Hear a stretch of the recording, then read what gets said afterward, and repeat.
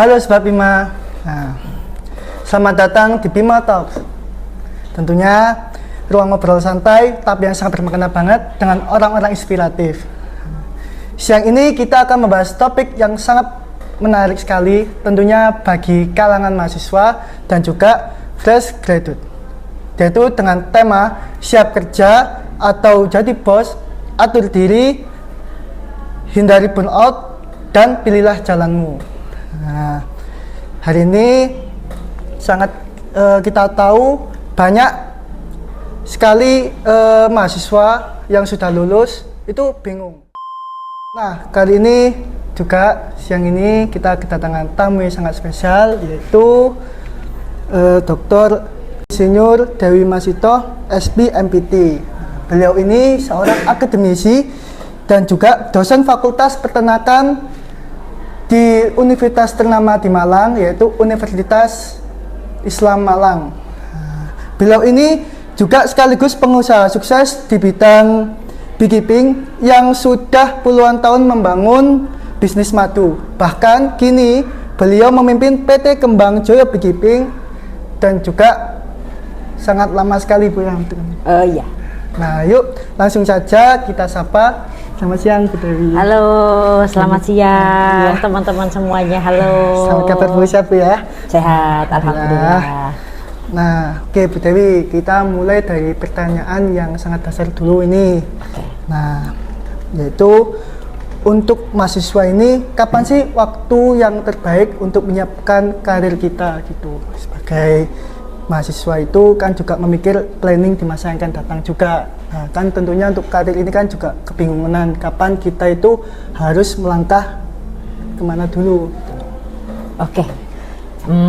Terima kasih Mas-mas, Mbak-mbak yang ada di podcast kali ini ya.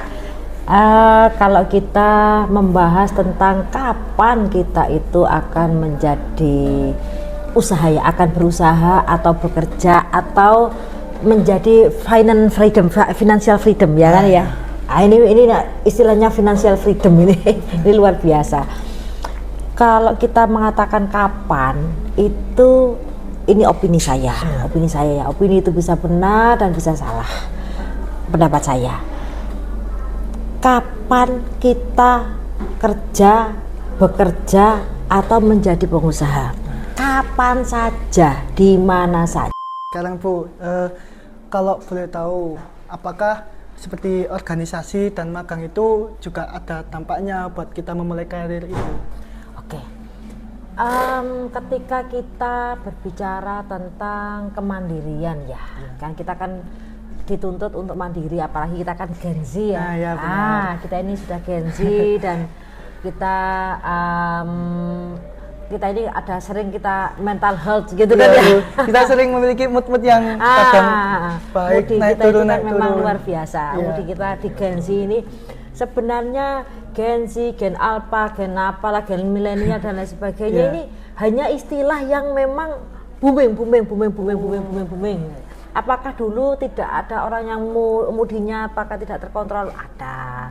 Hanya istilah-istilah itu kan muncul dari waktu ke waktu itu menjadi lebih baik. Oh gitu. Istilahnya lebih baik. Jadi mahasiswa dulu pun juga mengalami hal-hal yang moodnya ini juga tidak bisa dikontrol itu sama. Hanya saja saat ini karena lebih kritis, lebih pengalamannya lebih banyak, sosial media ini terbuka semuanya. Akhirnya kita ini banyak informasi yang bisa kita serap, akan tetapi satu hal yang memang harus kita tahu bahwa yang baik menurut kita yang harus kita ambil. Yang baik menurut kita. Kita ingin A, B, C, D, F, G. Saya kalau boleh ngomong, kalau seandainya saya jadi anaknya orang yang lebih sukses, kira-kira sekarang saya juga lebih sukses. Tapi itu kan cuma cita-cita. Kenyataannya kan tidak seperti itu. Apa yang kita inginkan, yang di depan mata kita hadapi.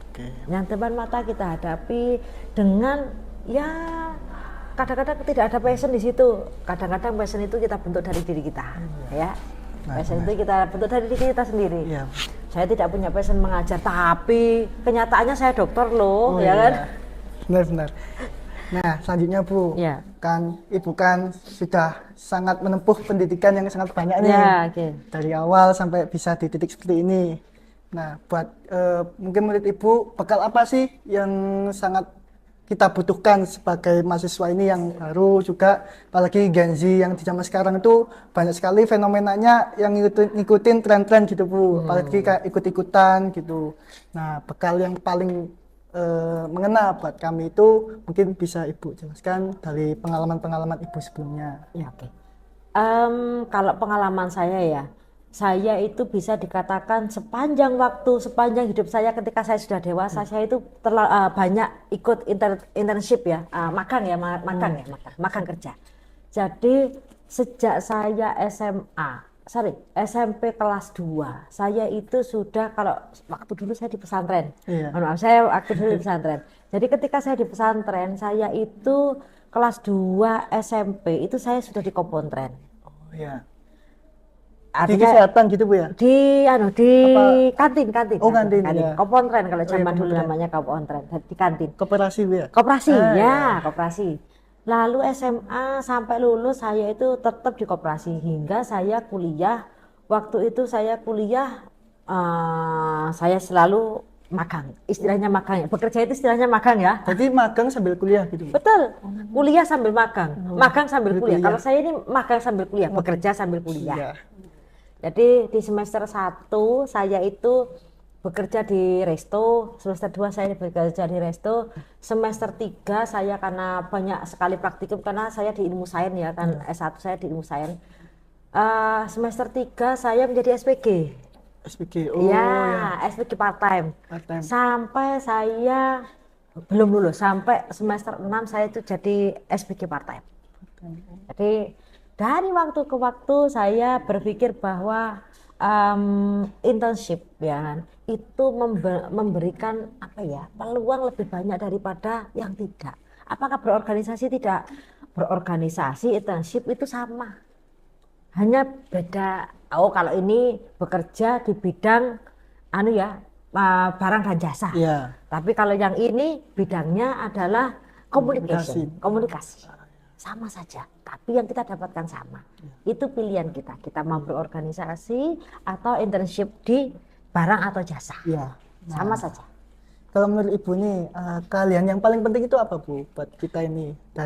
Apakah dari pemimpin atau manajemen waktu atau komunikasi yang baik gitu menurut Ibu sendiri? Kalau menurut saya ya, Untuk keahlian. ya keahlian. Setiap manusia, ini harus di-note ya, setiap manusia itu memiliki keistimewaannya sendiri-sendiri. Benar. Semuanya istimewa, semuanya istimewa. Tidak ada orang yang tidak istimewa. Tidak ada namanya orang itu dalam tanda kutip ya, ini kutipan ya, dalam tanda kutip bodoh itu tidak ada. Semuanya memiliki keistimewaannya sendiri-sendiri. Tinggal kita ini mau lihat keistimewaan kita itu di mana. Andai kata keistimewaan kita itu ternyata tidak bisa tersalurkan, segeralah merubah keistimewaan kita, ikuti saja. Jangan terlalu saya ini tidak bisa, saya bisanya hanya ini, tapi yang ini tidak tersedia. Oh iya. Ya, segeralah merubah diri. Bahwa hidup itu indah, indah sekali, hidup itu istimewa sekali. Jadi ya apa yang ada di depan mata kita itu adalah sesuatu yang istimewa. Apa yang di depan mata kita sesuatu yang memberi berkah kepada kita. Ya. Jadi kita harus memanfaatkan kelebihan yang kita beri dari Tuhan. Ya, yang dimiliki oleh Tuhan. Jadi semua manusia itu tidak ada yang bodoh Bu ya. Tidak ada. Jadi ya mereka tuh punya kelebihan sendiri dan kekurangan Ya. masing-masing tentunya. Iya. Tinggal kita menyikapi bagaimana untuk memanfaatkan kelebihan ini. Betul. Kalau apalagi begini, keistimewaan kita di satu orang itu memiliki keistimewaan itu tidak semuanya. Ada yang istimewa di bidang marketing, ada yang istimewa di komunikasi, ada yang di produksi dan lain sebagainya. Tapi ketika passion kita itu di produksi misalkan ya, tapi kita mendapatkan pekerjaan atau usaha di bidang produksi, itu kayak orang main game. Mereka main game. Iya, senang sekali. Oh, luar biasa kesenangannya ya. Kira-kira kita itu hobi yang mendapatkan finansial. Wah, ini luar biasa. Saya Jadi juga kita mau. menyamakan kerja sama hobi gitu Bu, ya. Iya, itu cepat itu berhasilnya. Itu cepat sekali kalau kita sudah hobi, Iya. ternyata hobi kita itu menjadikan ini pekerjaan yang luar biasa. Wah, Dan ini juga penghasilan juga. menghasilkan finansial ya, berakibat ke ekonomi ya kan akhirnya kan ya. Wah, itu luar biasa Ya, itu. benar, Itu benar. ya luar biasa. Ya, nah. Itu yang harus kita cari. Oke, nah bukan seperti kata ibu tadi kan, kita harus menjalani pekerjaan sesuai dengan hobi. Nah, itu. Dan untuk selanjutnya di pertanyaan yang mungkin sangat dibutuhkan oleh kaum Gen Z Bu ya, Iya, apalagi iya, anak iya. muda zaman sekarang. Nah, tentang burnout ini Bu. Nah, kan seringkali kayak kata ibu tadi, pekerjaan harus sesuai harus bisa jadikan seperti hobi. Nah, kebanyakan Gen Z ini kayak banyak sambatnya gitu Bu. Kadang mengeluh iya, pekerjaan ini tidak sesuai dengan passionnya, terkadang iya, kayak gitu. Nah, kalau menurut ibu sendiri, bagaimana sih cara menghadapi burnout ini, apalagi seperti kami yang masa muda ini, tentunya dengan pengalaman ibu juga. Oke. Ada istilah burnout ya. Burnout itu saya menyatakan lagi ya. Dulu, ini cerita masa lalu. Dulu, apakah orang-orang zaman dulu seperti saya ini kan zaman tahun 2000 berarti kan milenial ya, generasi milenial ya. Yes. Wah ya kan ya, bukan orde baru ya, tapi milenial ya. Ya benar. Milenial ya, milenial. Ketika jadi generasi milenial, apakah tidak ada burnout?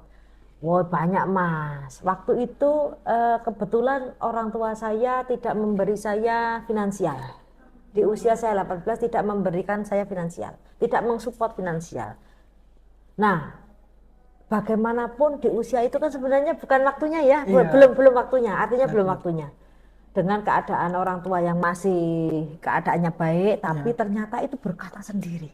Setelah saya sekian lama, oh berkah ternyata itu. Kalau seandainya waktu itu saya bermanja-manja dikirimi uang dan lain sebagainya, saya enak-enak dan lain sebagainya, mungkin saya tidak akan sampai pada titik ini. Nah, caranya bagaimana supaya tidak burnout? Ada, semua orang itu punya burnout. Apalagi ketika kita ada istilah PMS ya, kalau perempuan-perempuan PMS ya, oh PMS itu burnoutnya luar biasa. Benar. Nah, bagaimana kita mengatasi? Kalau saya, kalau saya pribadi ya, ini pengalaman pribadi. Saya ini senang bekerja, bukan finansialnya, bukan finansial ya. Finansial itu adalah reward bagi saya. Rewardnya adalah finansial. Tapi saya suka bekerja.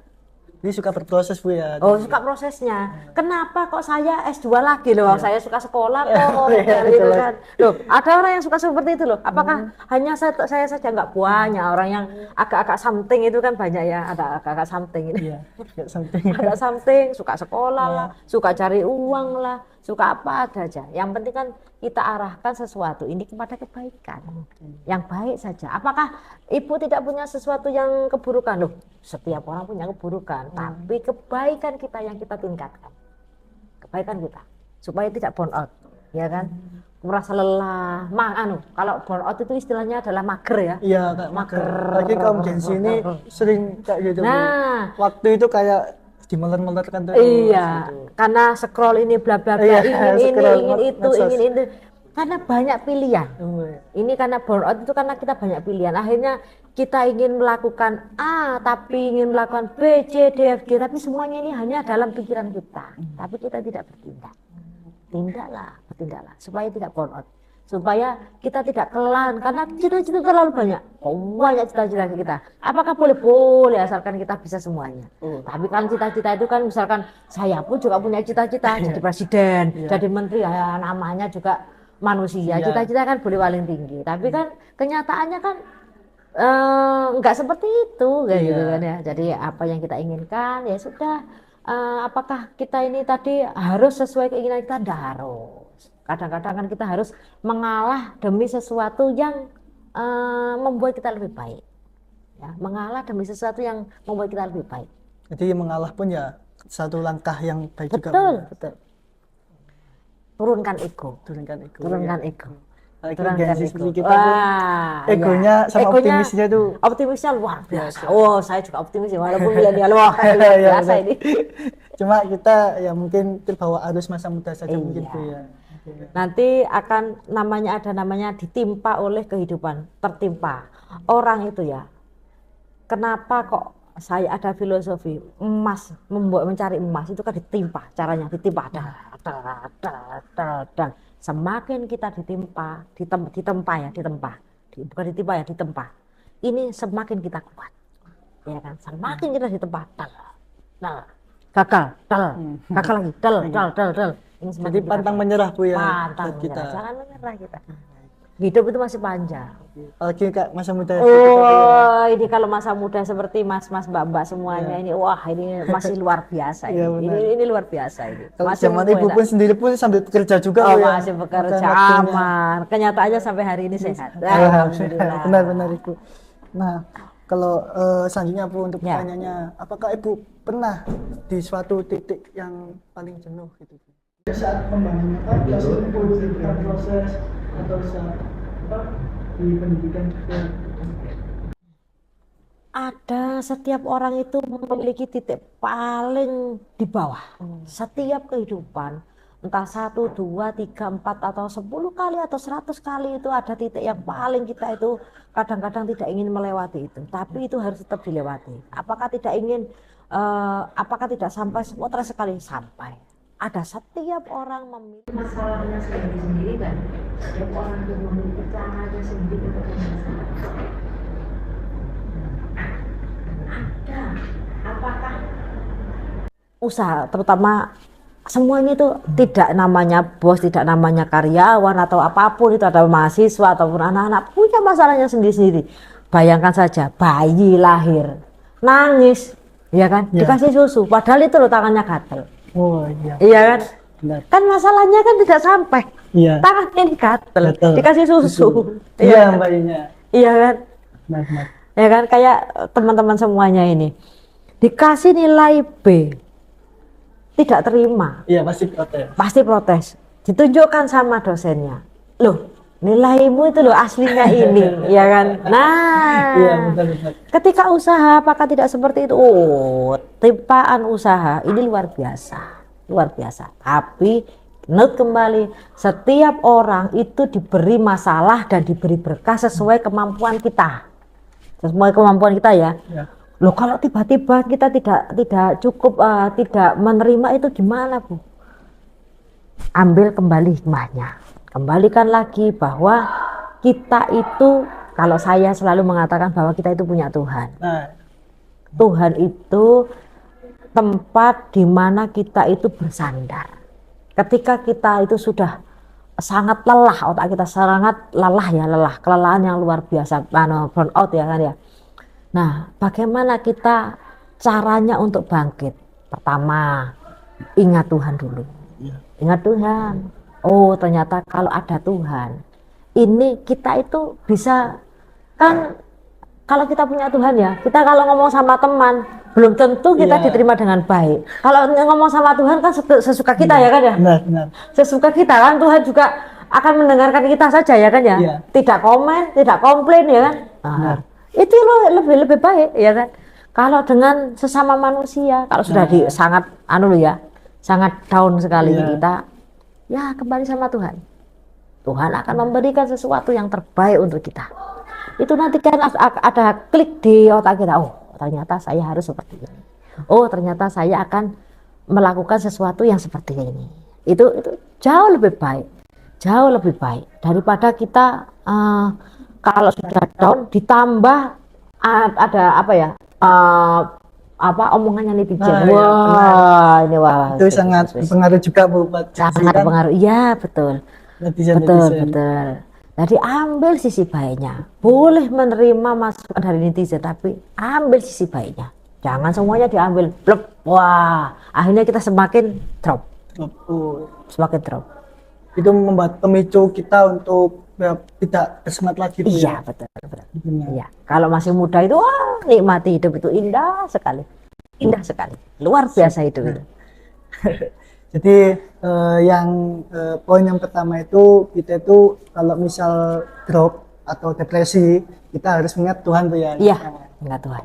Yang kedua ya kita punya istilah bestie Bu ya. Iya. Punya itu bercerita, tempat kita bercerita juga. Nah itu poin-poin yang harus kita ketahui agar kita tidak depresi dan kita tidak terlalu berlebihan juga untuk beragami. Nah, baik Bu, terima kasih. Nah selanjutnya Bu ini kalau kan semua orang kan bisa usahakan Bu ya, Iya. usaha kecil-kecilan. Nah, Kalau menurut Ibu itu apakah semua manusia itu harus atau mahasiswa juga ya Bu ya? Kita ambil dari poin mahasiswa. Mahasiswa yang lain itu apakah bisa berusaha kecil-kecilan gitu Bu? Ya untuk pertama kayak apa seperti Ibu tadi ya ingin sambil ada memperbaiki keuangan gitu, atau ingin berproses, ingin mengetahui mental ya untuk masa depannya nanti gitu. Oke. Jadi kalau pada ya tanda kutip ketika kita masih menjadi mahasiswa, apa yang paling baik kita lakukan ya kan ya? Istilahnya apa yang paling baik harus kita lakukan? Yang pertama jangan lupa bahwa teman-teman itu adalah mahasiswa. Tugas mahasiswa yang pertama adalah kuliah. Mengerjakan semua tentang kewajiban kita perkuliahan. Ya. Apalagi yang dibiayai oleh beasiswanya BI. Bapak Ibu, BI, Bapak Ibu, beasiswa BI nih Bapak Ibu. Yang dibiayai orang tua juga. Iya, karena kan 18 tahun plus itu kan sudah dianggap dewasa. 18 tahun plus itu kita sudah dianggap dewasa. Ketika kita sudah dewasa berarti kita harus memiliki pemikiran yang baik untuk kita, ya kan? Nah, apakah kita itu bisa usaha atau bekerja atau yang lain? Nah, kalau tadi pertama itu kan kewajiban kita ketika kita ini kan forumnya mahasiswa ya, kuliah dulu. Selesaikan tugas kuliahmu ini. Lalu kuliah itu loh satu hari ini paling lama mengerjakan cuma 5 jam. Ya benar. Sisanya masih 19 jam ya. 19 jam, 8 jam tidur, ya toh. 8 jam istirahat. 8 jam istirahat, 5 jam kuliah, berarti 8 sampai 13. Masih sisa 11 jam. 11 jam itu mau digunakan untuk apa? Itu tergantung kita ya. Iya, kita. Yang menyemangati pertama adalah kita sendiri, bukan teman-teman kita, tapi diri kita. Yang membuat semangat itu kita, yang memiliki proses itu kita. Yang lain itu adalah follower yang mendampingi kita. Kalau kita nggak punya follower juga tidak semangat loh, ya kan? Jadi kita harus punya follower, artinya follower itu bisa bestie, bisa keluarga, bisa pacar, bisa apa lagi lah yang sekiranya ada orang yang untuk menyemangati kita supaya kita tetap hidup, orang masih hidup. Itu kita itu bisa. Kalau orang tidak punya cita-cita, dia sebenarnya gimana? Sudah nggak punya punya keinginan kok, keinginan hidup. Kalau masih punya keinginan hidup bahwa hidup itu indah, walaupun prosesnya adalah ada batu, ada jatuh, ada euforia, ada senang, ada suka dan lain sebagainya. Itu kan proses ya kan, proses. Kapan kita memetiknya? Yaitu petikan kita.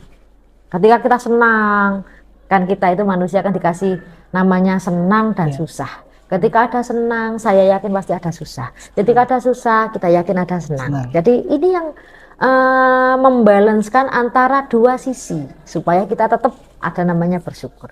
Alhamdulillah. Nah, itu istilahnya begitu, alhamdulillah. Jadi kapan ya tugas-tugas ini? Masih 11 jam. 11 jam ini gunakan sebaik mungkin.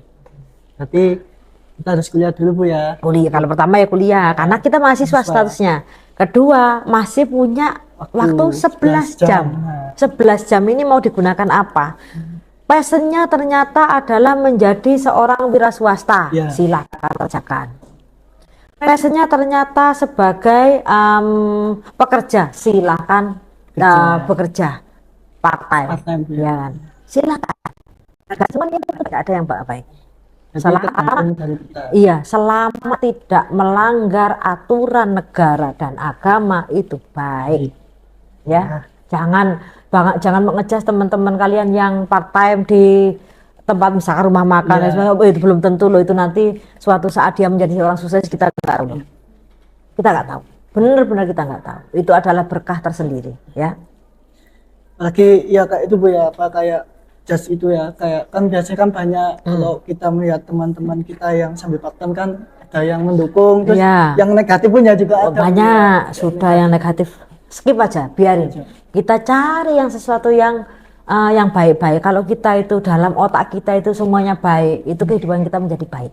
Kalau dalam otak kita itu menjadi buruk, kehidupan kita akan menjadi buruk. Jadi positive thinking ini yang kita bangun. Positif. Kalau kita sudah positif, insya Allah menjadi baik. Semuanya akan menjadi baik. Tapi jangan lupa, sebuah kebaikan pasti ada aja. Jalan itu pasti ada. Enggak apa-apa. Itu adalah kehidupan. Kalau enak saja, kalau kita dikasih berkah terus, kita lupa kalau kita itu manusia. Nanti jadi Raja Fir'aun nanti. Lupa nanti. Lupa cara bersyukur. Iya, lupa cara bersyukur. Benar. Kalau dikasih kenikmatan terus-menerus ya. Iya, betul. Biar kita ingat sama Tuhan juga Betul. kalau dikasih cobaan. Iya. Mungkin kalau terkait pengusaha ini, Iya. mungkin bisa menceritakan Ibu dulu dari apa? Karena kan lepas sejak tahun 2004 ya. Iya. Nah, sampai sekarang menjadi direktur utama. Oke. Jadi saya itu sebenarnya tidak satu PT. Saya memulainya itu 2004 itu masih semester berapa itu ya? 2004 itu semester 8. Semester 8. Iya, semester 8. Jadi Saya itu sambil skripsi juga Ibu. kebetulan semester itu saya sudah menikah. Kebetulan saya sudah menikah.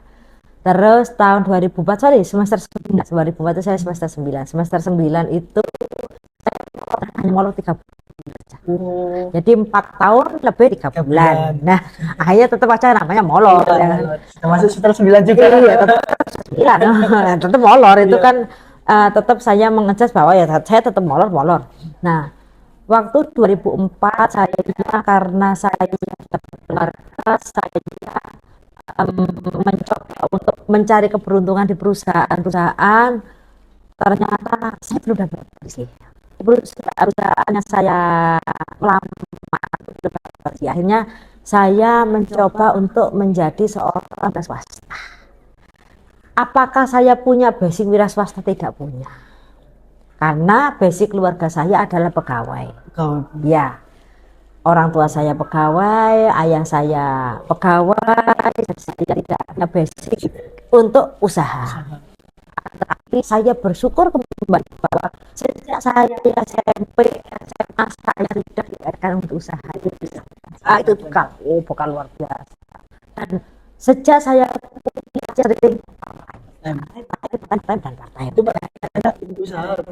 Saya bekerja. Karena saya tidak punya saya tidak punya waktu itu, memang masalah utama saya modal. Kan kepercayaan orang terhadap saya itu kan kurang karena saya nggak punya uang. Saya nggak punya uang. Ada modal kecil-kecil tapi terlalu kecil lah. Tapi yang paling besar pendapatan saya waktu saya kuliah itu dari part-time. Dari part-time bekerja. Karena saya tidak punya modal. Dan yang kedua, saya tidak punya relasi. Relasi ini penting sangat. Networking itu penting. Waktu itu kan belum. Nah, terus 2004 saya usaha sendiri. Saya juga pernah melamar sebagai pegawai negara, CPNS. Pernah 2 kali gagal. Enggak apa-apa, itu berkah tersendiri. Lalu 2008 saya mendirikan CV. 2016 saya dirikan PT. 2000 sampai sekarang PT-nya ya, 2016 hingga sekarang. Dulu yang saya on farm saja, saat ini sudah tidak on farm lagi. Sekarang ada PT kami itu ada yang di bawah saya itu ada 3. Saya ada 3 PT. Ada beberapa PT yang memang sudah kami close karena memang itu tadi kembali lagi dulu ketika saya masih emosinya belum itu senang sekali buka. Sekarang mungkin Tuhan itu ngasih saya, kamu sudah umurnya sudah banyak nih, supaya banyak bersyukur nih. Akhirnya saya ada beberapa PT yang memang saya kerjakan ya. Jadi yang yang sudah establis itu di bidang lebah madu.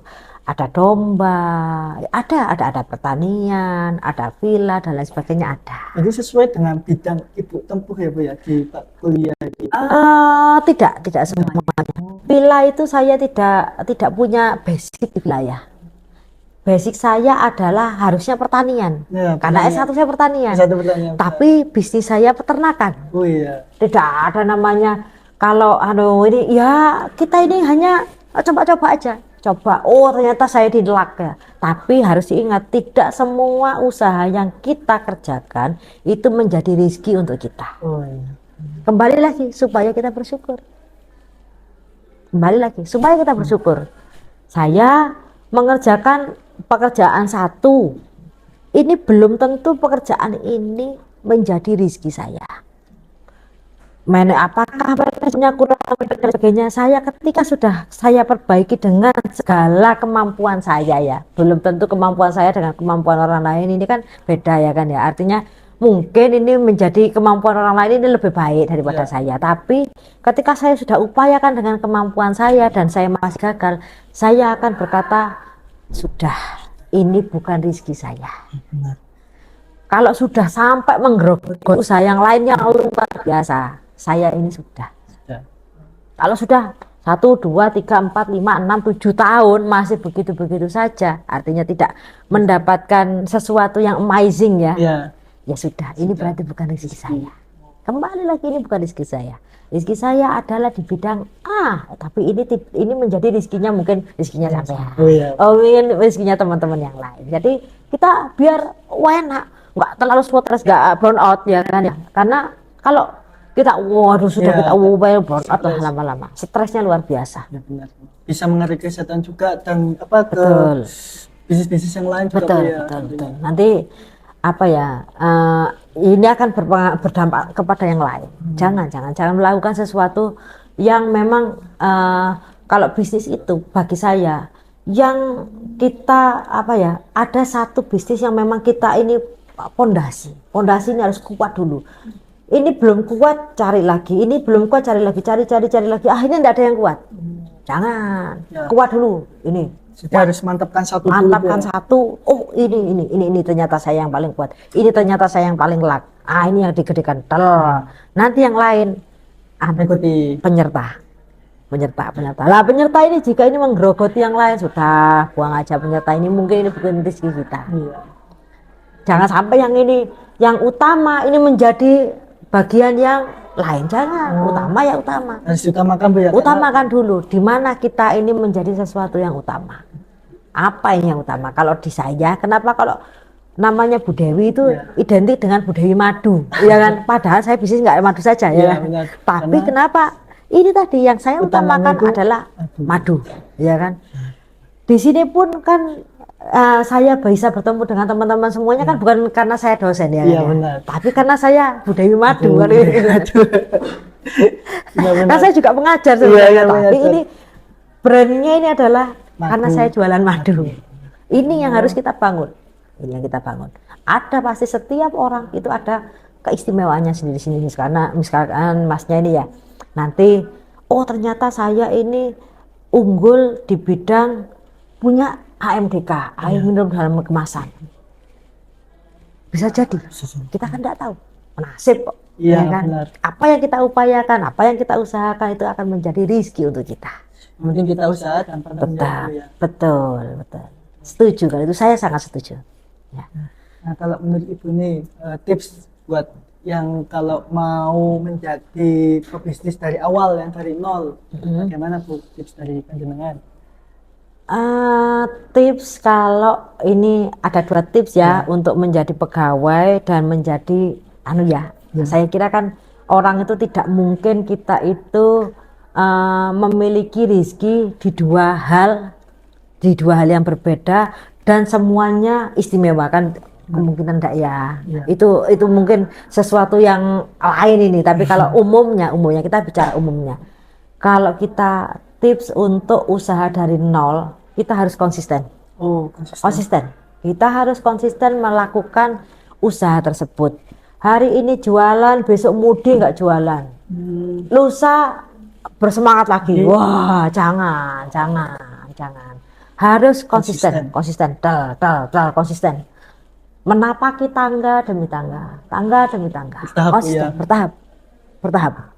Sesuatu yang mendapatkannya itu dengan mudah, ini opini lagi, akan hilang dengan mudah. Ya, akan hilang dengan mudah. Sesuatu yang mudah ini tidak bisa lama. Tapi sesuatu yang kita upayakan dengan baik itu menjadi lama. Ya. Nah, yang kedua adalah bagaimana kalau kita ini menjadi seorang pegawai. Kalau kita menjadi pegawai, orang pengusaha ini belum tentu menjadi pegawai. Pegawai belum tentu menjadi pengusaha. Pilihlah salah satu. Kalau dua-duanya, enggak semuanya orang ini, enggak semua orang. Karena ini perlu waktu, perlu tenaga, perlu modal, perlu biaya, ya kan? Ini luar biasa kalau dua-duanya kita kerjakan. Tapi pasti jika kita juga jadi pengusaha, juga jadi pekerja, yang satu ini mungkin tidak bisa menjadi sesuatu yang luar biasa. Pasti luar biasanya itu di satu titik. Orang bisa menganggap kita istimewa di dua-duanya, tapi dalam hati kita, saya sebenarnya yang satu ini kurang pas. Pasti dalam hati kita mengatakan demikian, walaupun tidak terucap. Ya. Nah, kalau kita jadi pegawai, bagaimana caranya membangun dari nol? Sama, konsisten. Konsistensi ini diperlukan oleh semua orang. Kalau tidak konsisten, hari ini kerja di tempat si A, dimarahi si bos, keluar kerja di tempat si B, dimarahi si bos, keluar atau seperti itu, kita kehilangan umur. Paling jahat itu adalah umur. Umur itu tidak bisa dikembalikan. Umur itu bertambah, nggak bisa dikurangi. Ya, umur itu paling jahat. Kenapa kok saya katakan paling jahat? Kalau umur kita itu bisa dikurangi, waduh, saya kira-kira saya minta jadi anak bayi aja lah. Iya, betul. Oke, terima kasih Bu atas obrolannya yang sangat bermanfaat sekali ya, sangat bermanfaat sekali bagi kami juga Gensi. Nah, buat Sobat Bima nih, kalian tuh kalau mau masa depan yang cerah, nah atau yang gemilang, kalian tuh tidak boleh bermalas-malasan dari sekarang. Kalian itu harusnya dari sekarang itu sudah melakukan langkah kecil buat kedepannya nanti. Nah, Ibu terima kasih ya. Oke, terima kasih. Nah, untuk Sobat Bima, sampai jumpa di episode selanjutnya. Sekalian bisa lihat podcast ini di platform favorit kalian. Sekian, terima kasih. Wassalamualaikum warahmatullahi wabarakatuh. Waalaikumsalam warahmatullahi wabarakatuh.